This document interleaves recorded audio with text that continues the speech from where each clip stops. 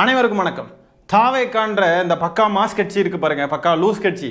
அந்த கட்சி வந்து 3ஆம் ஆண்டு துவக்க விழா அப்படின்னு சொல்லிட்டு ஒரு விழா எடுத்திருக்காங்க. அந்த துவக்க விழா அப்படின்றது பார்த்தீங்கன்னா பேச்சு தமிழ் இருக்கு பாருங்க, பேச்சு தமிழ்லேயே அவங்களுடைய போர்டில் எழுதிட்டாங்க. பேச்சு தமிழில் துவக்க விழா அப்படின்னு போடுங்க. அடா பைத்தியக்காரங்களா, தற்கூரிகளா, அது தொடக்க விழா அப்படின்ட்டு வரும். துவக்க விழாவாம். அந்த துவக்க விழாவில் ராஜ்மோகன் அப்படின்ற ஒரு லூஸ் மோகன் இருக்கார் தெரியுமா தாவேக்கா கட்சியில். அவர் வந்து முதலமைச்சருடைய உடல்நிலையை கேலி செய்யும் விதமாக பேசியிருக்காப்லங்க. அவர் பேசின காணொலியை பார்ப்போமா வாங்க. திருமதி திருமலை வந்திருக்காங்க. திருமலை ஆம்பளை. திருமதி திருமலை உங்களுக்கு கணவரோட சேர்த்து வைக்கணுமா, கண்டுபிடிச்சு தரணுமா? அவன் சொல்றான், ஐயா திருமலை ஆம்பளை, என்ன எதுக்கு கணவரோட சேர்த்துக்கணும்? என் காராம்பசுவை காணுங்க.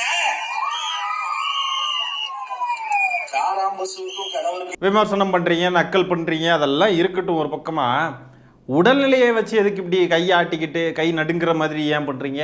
மனுஷனா இருக்கக்கூடிய எல்லாருக்குமே ஒரு குறிப்பிட்ட வயசுக்கு அப்புறம் அந்த மாதிரி கை நடுங்கிறது அதெல்லாம் இயல்பு தான். இது கூட தெரியாதா? அப்புறம் என்ன பிறப்போக்கும் எல்லா உயிருக்கும்னு ஒரு மயிரை மேல கொட்டை எழுத்துல போட்டிருக்கீங்களா? அதுக்கு பேர் என்ன? எல்லா உயிர்களையும் மதிக்கணும், உயிரை உயிரா பார்க்கணும்ன்றது தானே. விஜய்ன்ற அந்த தவிட்டு தற்குறி மலேசியாவுக்கு போயிட்டு ரிட்டர்ன் வரப்போ நல்லா ராஜ போதையில் ஃப்ளைட்லேருந்து இறங்குறப்போ கால்லாம் தடுமாறி இறங்க கூட முடியாமல் ஒரு மாதிரி தடுமாறிக்கிட்டு இறங்கி போய் ஏர்போர்ட் வாசலில் தலைகுப்புற விழுந்து அப்புறம் எந்திரிச்சு ஓடி போனார் இல்லையா? அது மாதிரி நினச்சிட்டிங்களா இதை? விஜய் மாதிரி ஒன்றும் ராஜ போதையில் அப்படியே சூற போதையில் அப்படியே ஆடி தள்ளாடிட்டுலாம் வரல. இது எல்லா மனுஷனுக்கும் நடக்கிறது தான் ஒரு வயசுக்கு அப்புறம். கரூர் சம்பவம் நடந்ததுக்கப்புறம் யாருமே இந்த நபரை தேடவும் இல்லை, யாரும் எதுவும் பண்ணலை. ஆனாலும் ஒரு மாசமா ஓடி ஒளிஞ்சு பயந்து போய் வீட்டுக்குள்ள குத்த வச்சு உட்கார்ந்துருந்துக்கிட்டு இன்னைக்கு வந்து பேச்சு மசாலா பாருங்க இவருக்கு. அப்பவே இவனுங்களை தூக்கி உள்ள வச்சு லாடம் கட்டியிருந்தா அப்ப தெரிஞ்சிருக்கும். முதலமைச்சர் அரசியல் நாகரிகம் கருதி அவர்களை வந்து ஒன்றும் பண்ணாமல் விட்டுருக்காரு. இன்னைக்கு வந்து மேடையில் நின்றுக்கிட்டு அவருடைய உடல்நிலையை வந்து கிண்டல் அடிச்சுக்கிட்டு இருக்கானுங்க. அடிப்படை அறிவில்லாத தற்குறி, தவிட்டு தற்குறிகள். இப்போ கூட முதலமைச்சர் அவர்கள் மீண்டும் நாகரிக அரசியலை முன்னெடுத்திருக்கிறார். அவர்கிட்ட கேள்வி கேட்கறாங்க, இந்த மாதிரி நீங்க புதுசா வந்திருக்கிற எதிரிகளை பத்தி என்ன நினைக்கிறீங்க அப்படின்னு சொல்லி கேள்வி கேட்டதுக்கு நான் யாரையும் எதிரியா பாக்குறது இல்லை அப்படின்னு சொல்லிட்டாப்ல. அந்த காணொலியையும் பாருங்க.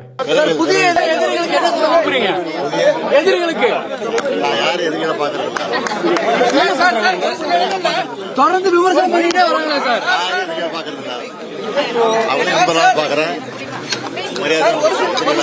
நான் யாரையும் எதிரியா பாக்குறது இல்ல, எல்லாரையும் நண்பர்களா தான் பாக்குறேன், எல்லாரையும் மதிக்கிறேன் அப்படின்னு சொல்லியிருக்காங்க.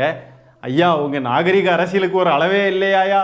இதுதான் ஒரு தலைவனுக்கான அழகு. சும்மா இருந்து டயலாக்ஸ் விட்டுக்கிட்டு இதெல்லாம் பாருங்க, பார்த்து கத்துக்கோங்க. மாண்புமிகு முதலமைச்சர் அப்படின்ற ஒரு பேர் இருக்கு பாருங்க. அந்த மாண்புமிகுன்னு போடுறதுக்கு தகுதி உள்ள நபரா இருக்கணும்.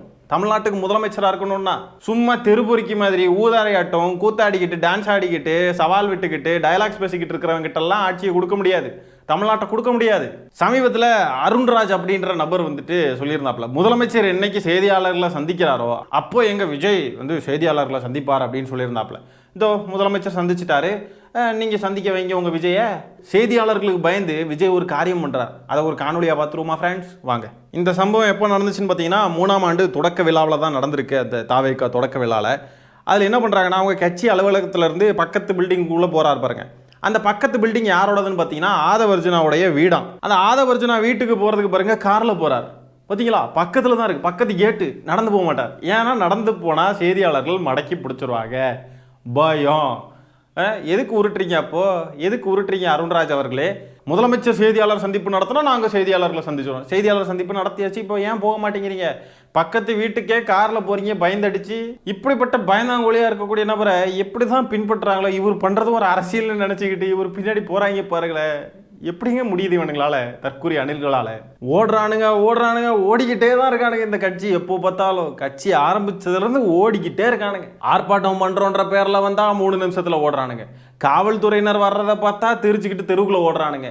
கரூர் சம்பவம் நடந்துச்சு, உடனே மொத்த கட்சியும் காலி பண்ணிட்டு ஓட்டானுங்க, இன்க்ளூடிங் மாவட்ட செயலாளர். யாரையுமே காணும். ராஜ்மோகன் என்ற நபரை அவரை தேடவே இல்லை யாரும். ஆனாலும் அவர் ஓடி போய் தலைமறைவு. புஷி ஆனந்த் ஒரு போட்டை எடுத்துட்டு கடலுக்குள்ளே போய் ஓடி போய் தலைமறைவு. அங்கே போய் இப்போ என்னன்னா 3ஆம் ஆண்டு தொடக்க விழா அப்படின்ற பெயரில் வந்து நடத்தியிருக்காங்க. விஜய் காரில் வராரு, புஷி ஆனந்த் பின்னாடியே ஓடிக்கிட்டே வராப்புல. அதே விழா முடிஞ்சு பக்கத்து வீட்டுக்கு ஆதவர்ஜுனா வீட்டுக்கு போகிறதுக்கு காரில் செய்தியாளர்களுக்கு பயந்து காரில் ஓடுறாப்புல.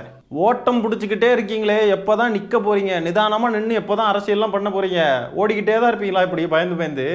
விஜய் அவர்கள் இப்படி நீங்கள் காரில் எப்படி வெளியே வந்து இப்படி பக்கத்து கேட்டுக்குள்ளே போனதை செய்தியாளர்கள் இதை கவர் பண்ணிட்டாங்க.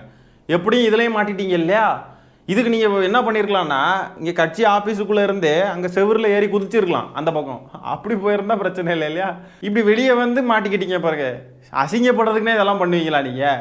இன்னும் 1 மாதத்துல ஜனநாயகம் படம் வெளி வந்துச்சுன்னா தியேட்டர்ல தளபதி நடித்த ஜனநாயகன் வரும். 3 மாதத்துக்கு பிறகு படம் வெளியில வந்துச்சுன்னா தமிழ்நாட்டின் முதலமைச்சர் விஜய் நடித்த படம்னு வரும். என்னங்க எல்லாரும் கலாய்ச்சிக்கிட்டு இருந்ததை தாவைக்காவோட கொள்கை பரப்பு செயலாளர் எடுத்து வச்சு சீரியஸா பேசிக்கிட்டு இருக்காப்ல. ஏதோ ஒரு அணில் குஞ்சு சும்மா போட்டான் அந்த பதிவை கட்சியுடைய கொள்கை பரப்பு செயலாளர் பேசிக்கிட்டு இருக்காரு. ஓட்ட கட்சி, ஓட்ட கட்சி தான். பாதி பைத்தியமா இருந்தவங்க எல்லாம் முழு பைத்தியம் ஆயிட்டாங்க போல. எனக்கு தெரிஞ்சு விஜய் வந்து இந்த வசனம்லாம் பேசுறாரு பாருங்க மேடையில் நின்று, அதெல்லாம் ஜான் ஆரோக்கியசாமியோடைய வேலை மட்டும் கிடையாதுன்னு நினைக்கிறேன். இந்த லோயலாமணி, ராஜ்மோகன், ஜான் ஆரோக்கியசாமி, ஆதவர்ஜுனா, அங்கங்கே கோமாளித்தனமாக பேசுகிறதெல்லாம் ஆதவர்ஜுனாவோடது. மீதி எல்லாமே கோமாளித்தனமாக தான் இருக்குது, அதில் மாட்டுக்கருத்து இல்லை. ஆனால் டாப் கோமாளித்தனமாக இருக்கிறது ஆதவர்ஜுனாவுடைய வேலையாக இருக்கும். இந்த மாதிரிப்பட்ட நபர்கள் தான் விஜய்க்கு அந்த டயலாக்ஸ்லாம் எழுதி கொடுத்து பேச வைக்கிறாங்க போல. இப்போ கூட திருக்குறள்லாம் பேசுகிறன்ற பேரில் கிரிஞ்சு பண்ணிக்கிட்டு இருந்தாரு பாருங்க. அதெல்லாம் கூட இவங்க எல்லாருடைய வேலையாக தான் இருக்கும்னு நினைக்கிறேன். விஜய்னா என்னங்க அர்த்தம்? ஒரு வார்த்தைக்கு முன்னால் வி என்கிற எழுத்து வந்தால் அதற்கு மேல் இன்னொன்று இல்லைன்னு அர்த்தம். என்னை போன்ற ஆன்மீகவாதிகள் நாங்கள் விநாயகருக்கு உதாரணம் சொல்வோம். நாயகன் என்றால் தலைவன், விநாயகன் என்றால் அதற்கு மேல் ஒரு தலைவன் இல்லை. ஜெய் என்றால் வெற்றி, விஜய் என்றால் அதற்கு மேல் இன்னொரு வெற்றி இல்லை என்று அர்த்தம். தாவேக்காவல ஆன்மீகவாதிகள், விநாயகர், இவங்க கிட்ட நம்ம பேசி புரிய வைக்க முடியாது. தயவு செஞ்சு விட்டுருங்கடா. இதுக்கடா தந்தை பெரியார கொள்கை தெரியும் முடியல. மேடையில் ஏறி விநாயகர், நாங்கள் வந்து ஆன்மீகவாதிகள் இப்படிலாம் பேசுகிறாங்க. என்னடா இது? பேசாமல் பிஜேபிக்கு போயிருங்க. மாறி மாறி மேடையில் ஏறி கிரிஞ்சு பண்ணிக்கிட்டு இருக்காங்க. வி வர்றதுக்கு அப்புறம் வர்றது எல்லாம் வேற லெவல்லாம். அதனால விநாயகர் சொன்னாங்க. அதனால விஜயில் வந்து ஜெய்னா வெற்றியா, விஜய் அப்படின்னா அதற்கு மேல் வேறு வெற்றி இல்லை. என்னடா சொல்கிறீங்க? என்னமோ சொல்கிறாங்க ஏதோ ஜெயிக்கிறது வெற்றி அப்படின்னு. சரி அது ஓகே விடுங்க. அதுக்கு விஜய் நன்றி சூப்பர், எனக்கு மனசு குழு குழு குழுன்னு இருக்கு அப்படின்ட்டு அவருக்கு நல்லா குதூகலமாக இருக்கார். அப்படியே பக்கத்தில் புஷி ஆனந்தை பார்த்தீங்கன்னா கருமோ என்னடா இது அப்படின்ட்டு வேற வழி இல்லாமல் வேன்னு பார்க்குறாப்புல. அவர்லாம் வேற லெவல். அவர்லாம் தளபதியோடைய மூஞ்சி இருந்தாலே போதும், மூஞ்சி புகைப்படத்தை வச்சே சாப்பிட்ருவார். சாப்பிட்டு உயிர் வாழ்வார் அதை வச்சு. வி அப்படின்றதுக்கு நிறைய வார்த்தைகள் இருக்கு. விளங்காதவன், வீணாய் போனவன், விட்டுட்டு ஓடுறவன், விசில் அடிச்சான் குஞ்சுகள், வித்தியாசமான தற்கொலை, இப்படி நம்ம நிறைய விஷயங்கள் சொல்லலாம். இதெல்லாம் தான் விஜய்க்கு பொருந்தும். விஜய் ஜெய்னா வெற்றி, விஜய் விஜய் என்னங்கடா சொல்றீங்க பேசுறீங்க? எல்லாம் கிரிஞ்சா இருக்கு. இந்த கட்சிக்குள்ள யாரு பெட்டரா அரசியல் பேசுறாங்கன்றதெல்லாம் வந்து முக்கியம் கிடையாது. யாரு விஜய் அதிகமா புகழ்றது, யாரு விஜயோடைய மனம் கவர்ற மாதிரி புகழ்ந்து அப்படியே கரைச்சி கொட்டுறது, அவருடைய நெஞ்ச நக்கிற மாதிரி யாரு பேசுறது, அதுதான் இந்த கட்சியில ஓட்டிய. முதல்வர் வந்து தூக்கத்தை எழுப்பி விட்டாலும் வந்து உசில் சுரத்தா தான் சொல்வார் அப்படின்னு சொல்லி கேட்டுருக்காரு. இவர் வந்து சிவப்பு கலர் சைக்கிள போயிட்டு கடந்த காலங்களில் போட்டு அதே சமயத்துக்கு ஓட்டு போடுவார் அப்படின்ற ஒரு கருத்து முன்வைக்கப்படுது. அதுல ஒரு சின்ன திருத்தம். அந்த மாதிரியான ஒரு இதில் எங்களுடைய தலைவர் அந்த சைக்கிள் பயணத்தை மேற்கொள்ளவில்லை. அது அப்பவே வந்து எங்களுடைய தலைவர் சைட்ல இருந்து ஒரு கரெக்ஷன் பண்ணியாச்சு. இல்ல அது வந்து அதுல என்னன்னா ஒட்டுமொத்த தமிழக மக்களும் போன தடவை சேர்ந்துதான் வாக்களிச்சோன்றதான். நல்லா முட்டு சந்தில மாட்டிக்கிட்டாப்ல. இந்த கேள்வியெல்லாம் விஜய் கிட்ட கேட்டதோ சூப்பரா இருந்திருக்கும் இவர்கிட்ட கேட்டதை விட. ஆனா இப்ப பாருங்க சமாளிக்க முடியாம அது ஒட்டுமொத்த தமிழ்நாட்டு மக்களும் சேர்ந்து வாக்களிச்சாங்கன்றதான் மீன் பண்ணாரு. அப்படி இப்படின்னு சொல்லிட்டு விட்டுன்னு விட்டுறாங்க. ஆனா ஆதவர்ஜுனா என்ன சொன்னாரு ஞாபகம் இருக்கா? அப்படியே சைக்கிள்ல கருப்பு சிவப்பு சைக்கிள்ல போனவங்களுக்குலாம் நன்றி இல்லை, திமுக காரங்களை உங்களுக்கு நன்றி இல்லை அப்படின்னு கேட்டார். ஞாபகம் இருக்கா? விஜய் கருப்பு சிவப்பு சைக்கிள் எடுத்துட்டு போய் அவருடைய ரசிகர்களுக்கெல்லாம் இண்டிகேட் பண்ணாராம், இந்த மாதிரி திமுக ஓட்டு போடுங்க அப்படின்னு. அதனாலதான் வந்து திமுக ஜெயிச்சுதான். எங்க இந்த ரசிக குஞ்சுகள் கிட்ட கேட்டு பார்ப்போமே, அவனுங்கெல்லாம் யாருக்கு ஓட்டு போட்டுப்பானுங்க தெரியுமா? நாம் தமிழருக்கு ஓட்டு போட்டுப்பானுங்க. அதுதான் அவனுங்களுடைய கட்சி. அப்படியே அவனாவது 1-2 பேர் இருந்தாலுமே அவங்ககிட்ட போய் விஜய் இந்த மாதிரி சைக்கிள் எடுத்துட்டு போனாரு, அதை பார்த்து தானே நீங்க திமுக ஓட்டு போட்டீங்க அப்படின்னு சொல்லி கேட்டாலும் அவனுங்களுக்கு என்னன்னே தெரியாது. இதுக்காகவா அந்த சைக்கிள்ல போனாரு அதெல்லாம் எங்களுக்கு தெரியாது அப்படின்னு தான் அவனுங்க பேசுவானுங்க. ஆனா ஆதவர்ஜுனா மேடையில ஏறி நம்ம திமுக ஜெயிக்கிறதுக்கு இவர் சைக்கிள் எடுத்துட்டு போனதுதான் காரணம்ன்ற மாதிரி உருட்டிக்கிட்டு இருந்தாப்ல. நிர்மல்குமார் அப்படியே ஆப்போசிட்டா பல்ட்டி அடிச்சிட்டாப்ல. என்னடா இது பல்ட்டி கட்சியா இருக்கு, அப்படி சொல்லவே இல்லை அப்படின்ட்டாப்ல.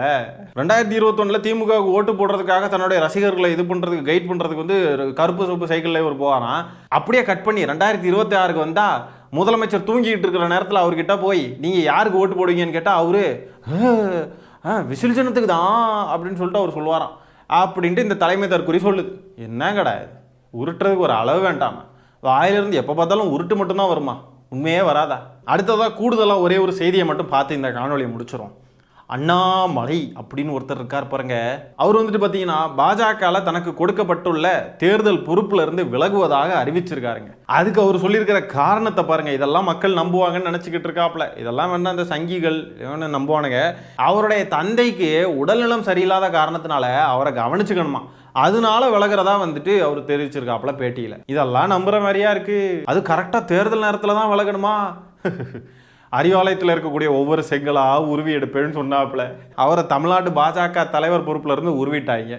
இப்போ மொத்தமாக கட்சி தேர்தல் பொறுப்புல இருந்தே உருவிட்டாங்க. இனி கட்சியில இருந்தே உருவுற காலம் வருமோ என்னமோ தெரியல.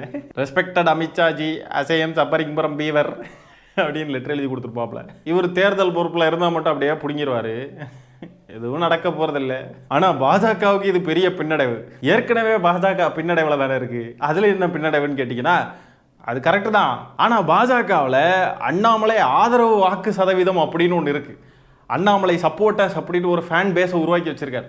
இவர் இல்லைன்னா அந்த ஃபேன் பேஸ் ஓட்டு போட மாட்டாங்க. அப்போ என்ன ஆகுறது? நயினார் நாகேந்திரனுக்கு அங்கே பாஜகவுக்குள்ளேயே நிறைய பேர் வந்து எதிர்ப்பு தெரிவிக்கிற நபர்கள் இருக்காங்க. ஆகவே பெரும் சிக்கலில் பாஜக இருக்கிறது. அந்த டப்பா இன்ஜின் ஸ்டார்ட் பண்ணுறதுக்கு முன்னாடியே நட்டு போல்டெல்லாம் கலந்து விழுந்து ஸ்டேஷன்லேயே அப்படியே சுருண்டும் போல இருக்கு. ஒருவேளை இப்படி இருக்குமோ? எடப்பாடி பழனிசாமி அவர்களுக்கும் அண்ணாமலைக்கும் பயங்கரமான சண்டையெல்லாம் உண்டு. அது நம்ம எல்லாருக்குமே தெரியும். எடப்பாடி பழனிசாமி ஒரு தற்குறி அப்படின்னு சொல்லிட்டு அண்ணாமலை பேசினதெல்லாம் நம்ம பார்த்துருப்போம். ஆகவே எடப்பாடி பழனிசாமி அவர்கள் கூட்டணியில் இருக்கிறதுனால அவரை பிடிக்காம அதனால வெளியேறாரா? சிவாஜி, நீ பழைய மாதிரியே லண்டனுக்கு போயிரு சிவாஜி. நீ ஏதோ அரசியல் கிளாஸ் படிக்க போறேன்னு போட இல்லையா, அது மாதிரி போய் படி சிவாஜி. நீ நல்லா படிச்சுட்டு திருப்பி வா. திருப்பி வந்து நீ உன்னோட இதை காட்டு, உன்னுடைய அரசியல் ஞானத்தை காட்டு. நீ என்ன படிச்சுட்டு வந்தாலும், நீ என்ன செஞ்சாலும் தமிழ்நாட்டில் இந்த பாஜக சங்கிகளுடைய அரசியல் பலிக்காது சிவாஜி. சிவாஜி, தமிழ்நாட்டில் திராவிட அரசியல் தான். தமிழ்நாட்டில் தமிழ் மொழி, தமிழ் மக்கள், தமிழ் இனத்திற்கான அரசியல் மட்டும்தான் இங்கே எடுபடும். அதனால தான் தாமரை இங்கே மலர மாட்டேங்குது. புரிஞ்சுக்கோ சிவாஜி. பரவாயில்ல, நீ லண்டனுக்கு டிக்கெட் போட்டு போயிருங்க சிவாஜி. கட்சியில் நின்று தேர்தல் வேலையெல்லாம் பார்த்து தோக்கிறத விட இந்த மாதிரி நேரத்தில் கட்சி தேர்தல் பொறுப்பில் இருந்தெல்லாம் விலகிட்டு கட்சி தோக்கிறத தூரத்துல இருந்து பார்த்தா நம்மளை யாரும் தோத்தாங்கோலின்னு கிண்டல் பண்ண மாட்டாங்க இல்லையா? எப்படியும் தோக்க தான் போறோன்றது அவருக்கு தெரிஞ்சிருக்கு. இப்பவே வெளியேறினா நம்ம சும்மா கிண்டல் அடிச்சுட்டு போயிடுவாங்க. இந்த செங்கல் உருவரேன்னு சொன்னாரு, என்னாச்சு ஹிஹிஹின்னு எல்லாரும் சிரிப்பாங்க. அதோட நம்ம கட்சியில இருந்து வேலையெல்லாம் செஞ்சு நம்ம பயங்கரமா பில்டப்லாம் கொடுத்து அதுக்கப்புறம் தோத்து போறப்போ எல்லாரும் பயங்கரமா ஓட்டுவாங்க. அதனால இப்பவே வெளியேறிடுவோன்னு தான் இப்பவே வெளியேறியிருக்கார் போல.